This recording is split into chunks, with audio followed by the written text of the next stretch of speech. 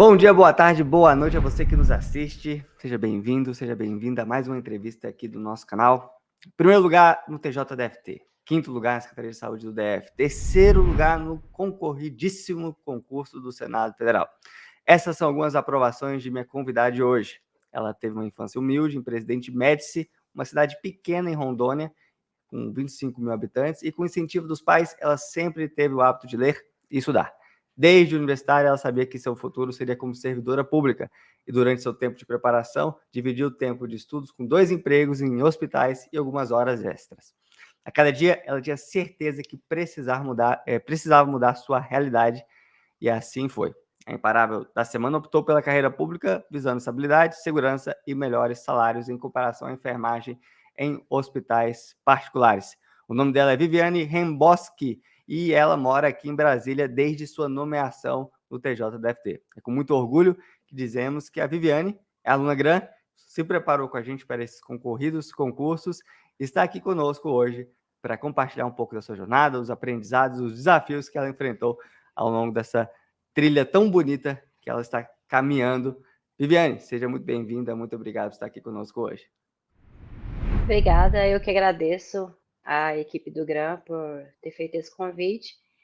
Fico muito feliz e lisonjeada em poder participar, poder contar um pouquinho da minha história e talvez inspirar outras pessoas, incentivar quem está desanimado aí a estudar, achar que não pode. Então, fico muito feliz em poder estar aqui compartilhando com vocês a minha história.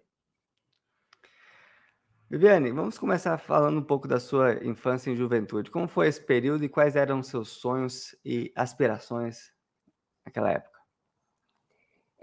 A minha infância, eu nasci e cresci numa cidade do interior de Rondônia, chamada Presidente Médici, uma pequeniníssima cidade. Era uma infância bem raiz, de muita brincadeira nas ruas. Estudei sempre em escola pública e já na juventude eu aspirava a fazer faculdade de medicina.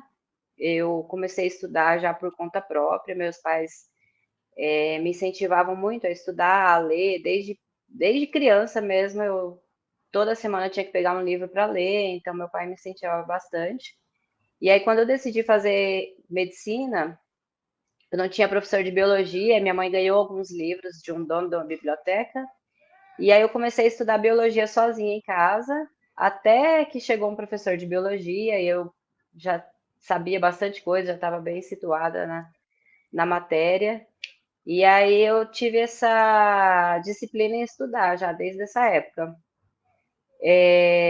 Fiz o primeiro vestibular para medicina, não passei. Fiquei com receio de ficar tentando outras vezes, já que a minha única opção era a Universidade Federal. E na segunda opção eu fiz enfermagem. E aí eu passei para enfermagem, e aí graduei em enfermagem na Universidade Federal de Rondônia. E essa sua fase universitária foi puxada, né, para dizer o mínimo. Para fazer a faculdade, já foi muito desafiador. Como é que foi esse momento da sua vida? Então, nesse ano que eu estava de vestibular, quando eu tinha 17 anos, surgiu um concurso para a Secretaria de Saúde de Rondônia, estadual, né? E aí eu tinha 17 anos ainda nessa época, fiz o concurso um pouco despretensiosamente, porque tinha 17 anos, né? E aí, para minha surpresa, eu fui aprovada. Se eu não me engano, acho que a minha colocação foi 123, algo assim. Mas não fiquei ainda atrás, assim, não era algo que estava. Não era o meu foco na época, né? Meu foco era o vestibular. E aí, na época, assim, não tinha essas facilidades que as redes sociais proporcionam. E aí, um ano depois, um dia depois que eu fiz 18 anos, saiu a minha nomeação no Diário Oficial. E aí eu nem fiquei sabendo, uma colega da minha mãe que veio falar, olha, sua filha não foi nomeada e tal. E aí foi aquela correria, tive que mudar para Porto Velho, que eu ia trabalhar em Porto Velho, que era 400 quilômetros da minha cidade. E aí comecei a trabalhar em Porto Velho, na Secretaria de Saúde, e aí logo na sequência eu passei para o vestibular de enfermagem. Como a secretaria era uma secretaria de saúde, eu consegui trabalhar no hospital. Então eu fui ser recepcionista no Hospital de Base de Rondônia e trabalhava durante o dia. Então, minha jornada era faculdade integral, né? Eu entrava na faculdade às 8 da manhã, saía às 6 da tarde e entrava no hospital às 7 da noite e saía às 7 da manhã, né? Era aquela escala de plantões de 12 por 36, né? Fazia 12 horas noturnas e folgava 36. E assim eu fui conciliando toda a minha faculdade com esse emprego no hospital. Foi cansativo, então, né? Bastante. Dormia um pouquinho às vezes na sala de aula, os professores até entendiam, né? Às vezes eu dava uma cochiladinha na carteira ali da sala de aula, mas nunca me chamaram a atenção por isso não, porque eles sabiam que eu trabalhava à noite, né? E aí, e na hora do almoço também dava aquele cochilinho, juntava as carteiras e deitava em cima da carteira e dormia no horário do almoço ali na faculdade mesmo. Porque não dava nem para ir para casa, porque a Federal de Rondônia ela é um pouco afastada da cidade, ela não fica dentro da cidade. Então nem valia a pena ir para casa, a gente ficava o dia inteirinho lá. Você ficou 8 anos nesse cargo público, né? Que você entrou muito jovem. O que Esse, fez você esse, prime, esse esse primeiro? primeiro não, esse primeiro foi só o tempo da graduação, Ah, sim. foram 5 anos. Porque no meu último ano de graduação, eu já passei para os cargos públicos como enfermeira. Então, assim, eu terminei a faculdade e já emendei outros cargos públicos como enfermeira.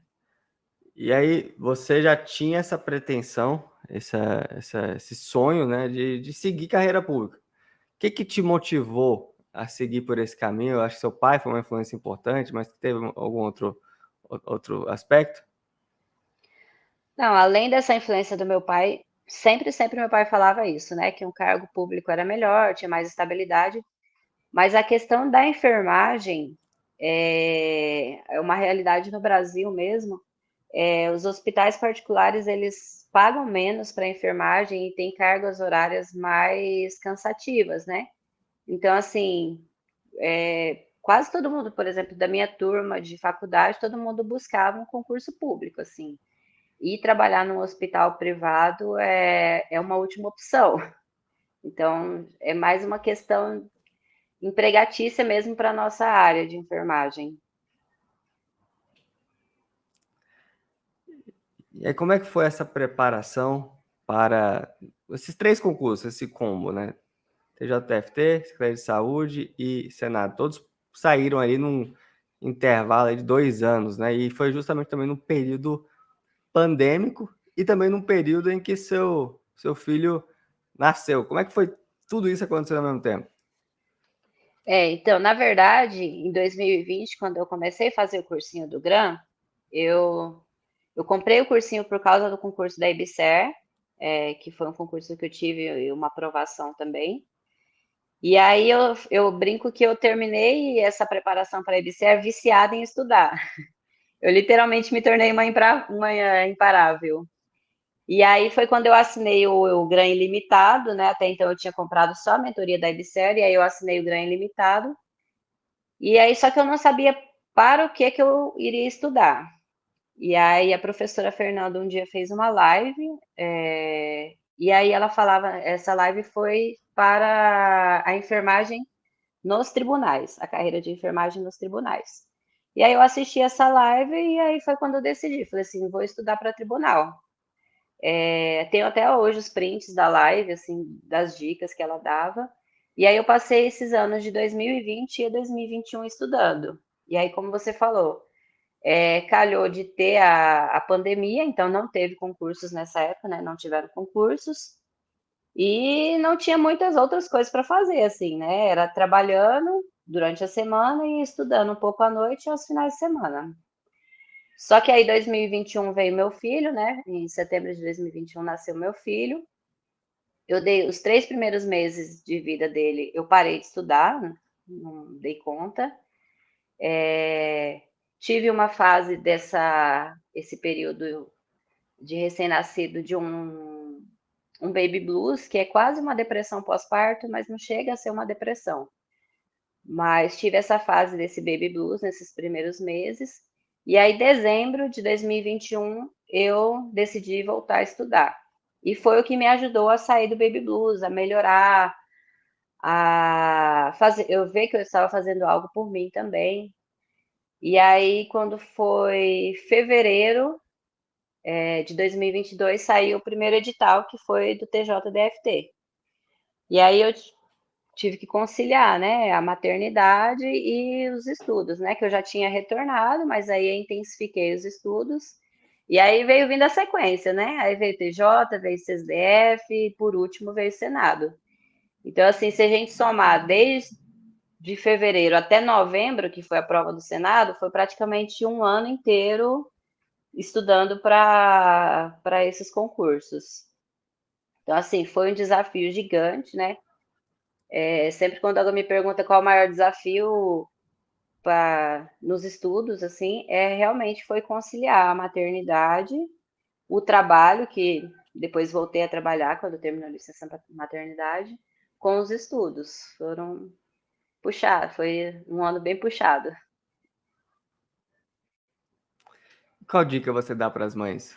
De como que se concilia, ou se é que é possível de se conciliar 100% tudo assim, perfeito como as pessoas querem, né? Às vezes a gente não tem como fazer tudo tão arrumadinho, né?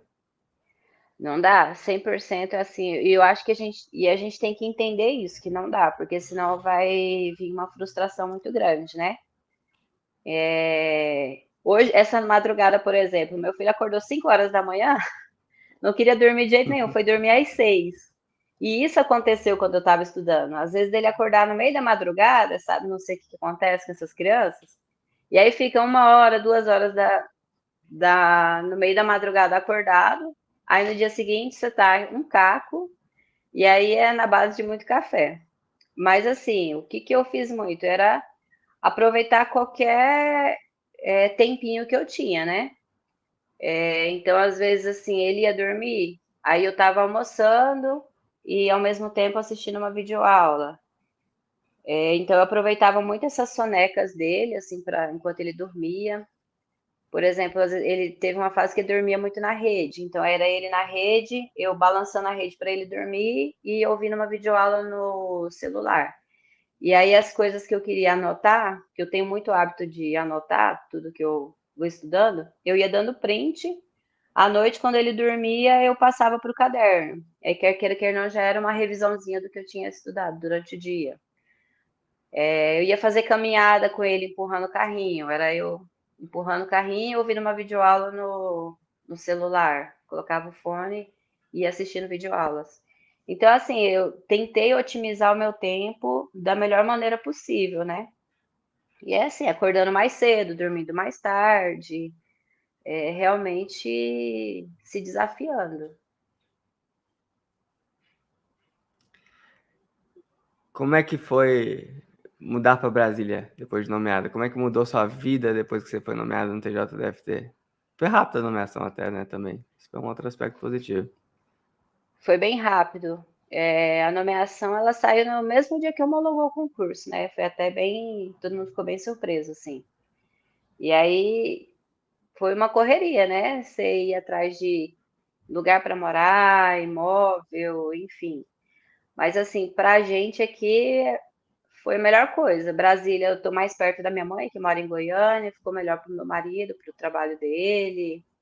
E eu tô adorando a cidade e o TJ, então, nem se fala. É um lugar maravilhoso de trabalhar, uma equipe muito boa, assim, muito bom. Só elogios. E aí você, não satisfeito, se preparou também para o Senado, né? Que é um concursão aí, o sonho de consumo de todos os concurseiros, e conseguir um terceiro lugar. Como é que foi a preparação? O que mudou para o Senado? O que você fez O, ali Se- para esse concurso? o Senado, na verdade, foi uma intimação da professora Fernanda. A gente estava fazendo uma live, né? Ela tinha pediu para a gente fazer uma live contando sobre a minha aprovação no TJ, né? Dando dicas, ajudando o pessoal da enfermagem. E aí, no final da live, ela me perguntou o que eu pretendia fazer, né? Eu falei assim que nesse momento eu queria descansar um pouco, eu realmente estava bem cansada, foi bem puxado os estudos para o TJ. E aí eu falei, aí ela perguntou se eu ia fazer Senado. Eu falei que não, que eu não tinha capacidade para passar no Senado. Eu falei, ah, não, professora, o Senado não é para mim. O Senado é para essa galera aí que está estudando há muito tempo, que, né, tem outra capacidade. Aí ela, não, você vai fazer o Senado sim. Falei, não, professora. Aí ela, não, você vai sim, depois a gente conversa. Ela falou assim, depois a gente conversa. E aí a gente começou a conversar. Aí ela plantou a sementinha na minha cabeça, né? E aí eu fiquei naquela, ai, gente, será que eu faço? Será que eu não faço?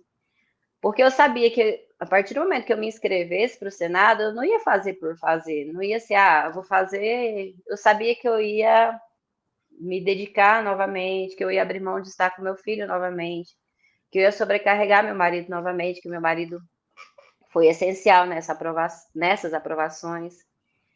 Mas aí eu fiquei mais ou menos um mês pensando e descansando, né?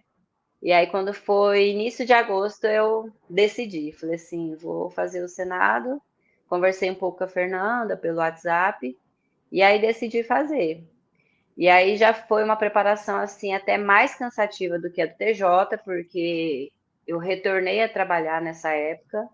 Então eu trabalhava durante o dia, chegava em casa por volta de 6h15, ficava com meu filho até umas 8h15, aí dava banho nele, ele ia dormir lá por volta de 8h30, e jantava, tomava banho, quando era 9 horas eu começava a estudar.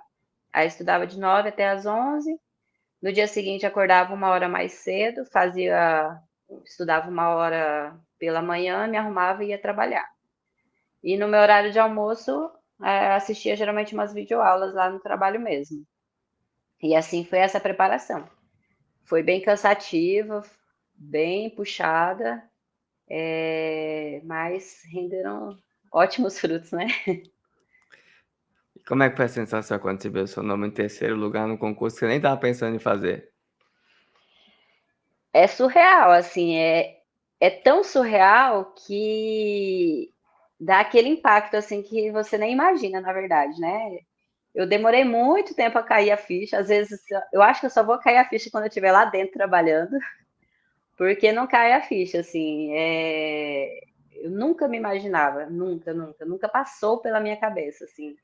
Meu marido já falava para eu fazer esse concurso, ele faz o concurso do Senado, eu falava assim, não, eu não tenho condições de passar para o Senado, isso aí para quem está estudando há muitos anos, enfim, né? Porque é como você falou, né? É um concurso extremamente visado, foi uma prova muito difícil. Eu saí da prova com a certeza de que eu não tinha passado, porque foi uma prova extremamente difícil, tanto que só passaram 9 pessoas, né?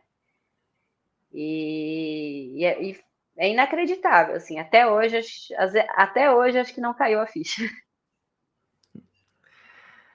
Viviane, qual conselho você daria para quem está nos acompanhando hoje? Possivelmente está nessa jornada de concursos, às vezes não está indo tão bem como gostaria, já sofreu algumas reprovações, ou está reiniciando depois de um tempo parada. Qual conselho você daria para essa pessoa ser imparável como você foi e é na sua jornada aí de muitas conquistas e começando com origens humildes, né? Sempre muito desafio na sua trajetória. O meu conselho é o conselho, inclusive, que eu dou para muita gente que vem falar comigo no direct, é realmente não parar e não desistir, assim, né? Algumas pessoas têm a aprovação mais rápido, outras demoram mais.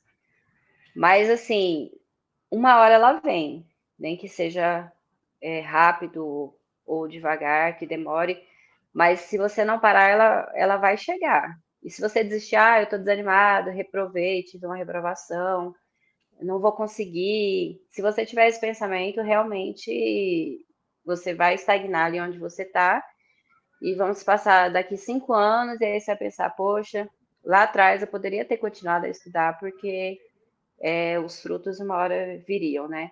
Então, eu acho que assim, cada um no seu tempo, com as suas dificuldades. Muita gente pergunta, quantas horas por dia você estudava? Eu acho que não são as horas por dia que vão fazer valer, e sim a constância. É você aproveitar o tempo que você tem vago e otimizar seu tempo. Então, assim, eu acho que a constância é mais importante do que dizer, eu estudava 6 horas, 10 horas, enfim, né? Cada um. E o segundo conselho, assim, é a questão do... Não é porque eu estou dando a entrevista para o GRAM, mas o cursinho online, ele é uma mão na roda para a gente, né? Assim, ele te dá praticamente tudo de mão beijada. Ele te dá o assunto mastigado, que mais cai, que menos cai. Então, assim, muita gente às vezes está perdida, não sei por onde começar, não sei que material, e eu falo isso que muita gente vem perguntar isso para mim, né?